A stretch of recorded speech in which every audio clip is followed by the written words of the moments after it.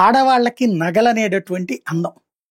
ఆ నగలు అనేటటువంటిది ఒంటి నిండా బంగారం దిగేసుకున్నా, తీసేసుకోపోయినా ఒంటి మీద ఎంతో కొంత బంగారం ఉండాలని కోరుకుంటారు. ఇక్కడ అలంకరించుకోవడంలో తప్పు లేదు. కావాలనుకుంటే ఆ డూప్లికేట్ నగలు పెట్టుకోండి బయటికి వెళ్ళేటప్పుడు. ఇంట్లో ఉన్నప్పుడు అందంగా ఆ నగలు అలంకరించుకోండి, ఆ తర్వాత జాగ్రత్తగా పెట్టుకోండి. బయటికి వెళ్ళేటప్పుడు మాత్రం డూప్లికేట్ నగలు మాత్రమే పెట్టుకెళ్ళండి కావాలనుకుంటే.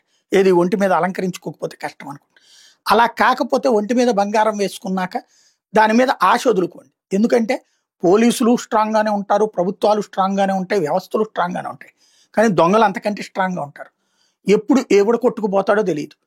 రోడ్డు మీదకి వెళ్ళిన చోట చైన్ స్నాచింగ్ల దగ్గర నుంచి రైళ్లలో జరిగే చైన్ స్నాచింగ్ల దాకా జరిగేటటువంటి వాటిలో అత్యధికం ఆంధ్రప్రదేశ్లోనే ఈ స్నాచింగ్లు జరుగుతున్నాయి.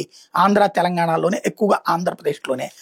తాజాగా వస్తున్నటువంటి లెక్క అస్సాం నుంచి దక్షిణాది రాష్ట్రాలకు వచ్చి బంగారం దోపిడీ చేస్తున్నటువంటి సంజయ్ రాయ్ అనేటటువంటి వాడిని పట్టుకుంటే తమిళనాడులో 16, ఆంధ్రప్రదేశ్లో 12, తెలంగాణలో 9, కర్ణాటకలో 3 దొంగతనాలు చేశాడు. వీడు ఏపీలో చేసిన దొంగతనాలు 290 గ్రాముల బంగారం ఎత్తుకుపోయాడు. సంజయ్ నుంచి పోలీసులు 34 గ్రాములే రికవరీ చేయగలిగారు. మిగతా బంగారం గురించి ప్రశ్నిస్తే అభిషిత్ సేన్ అనేటటువంటి వాడు 190 గ్రాములు, మిథున్ సేన్ అనేవాడికి 66 గ్రాములు వాళ్ళ దగ్గర ఉన్నట్టు చెప్పాడు. ఆ ఇద్దరి కోసం అస్సాం వెళ్తే పోలీసులు ఆశ్చర్యకరమైన విషయం తెలిసింది. ఈ రాయి సొంతూరులో భవనం కట్టుకుంటున్నాడు. ఏది దొంగతనాలు చేసినాడు. ఒకప్పుడు కూలీగా ఉన్నవాడు అనతికాలంలోనే విమానాల్లో ప్రయాణిస్తూ భవనాలు నిర్మించే స్థాయికి ఎదిగాడు. పరిచయాలు, గౌరవం కూడా పెరిగినాయి. దొంగతనాలకు వెళ్లేందుకు సంజయ్కి అభిత్ సేన్, మిథున్ సేన్ విమాన టికెట్లు బుక్ చేసి పంపిస్తారు. సంజయ్ దక్షిణాదిలోనూ ఒక ముఠాను ఏర్పాటు చేసుకున్నాడు.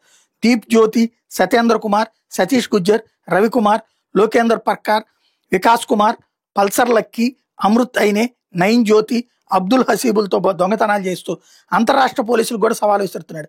ఏపీ రైల్వే పోలీసులు సత్యేందర్, సతీష్, రవికుమార్లను అరెస్ట్ చేసి గుంటూరు జైలుకి తరలించడంతో వీడు ఏంటంటే అస్సాంలో ఉంటాడట. అస్సాంలో ఇల్లు కొనుక్కున్నాడు. వీడు అస్సామోడు కూడా కాదు, దొంగతనాలు చేస్తా అస్సాంలో ఆస్తులు కొనుక్కుని అక్కడ సెటిల్ అవ్వడం బిగించేశాడు. వీటితో పాటుగా మరికొంతమంది. వీడే కాదు, రాష్ట్రంలో దొంగతనాల్లో అత్యధికంగా కనబడుతున్నది ఒంటి మీద నగలేసుకుని తిరుగుతున్న వాళ్ళనే టార్గెట్ చేసుకెళ్తున్నారు. ఇది గుర్తుపెట్టుకోవాలి. నగలు బయటికి వెళ్ళేటప్పుడు నగలకి ఎంత తక్కువ ప్రాధాన్యం ఇస్తే అంత మంచిది. లేదు, నగలు అలంకరించుకోకపోతే బాగోదు అనుకున్నప్పుడు డూప్లికేట్ నగలు పెట్టుకెళ్ళటం, అదేదో 1 గ్రామ్ గోల్డ్ అట్లాంటివి ఉన్నాయి కదా, అవి పెట్టుకెళ్ళడం ఉత్తమం.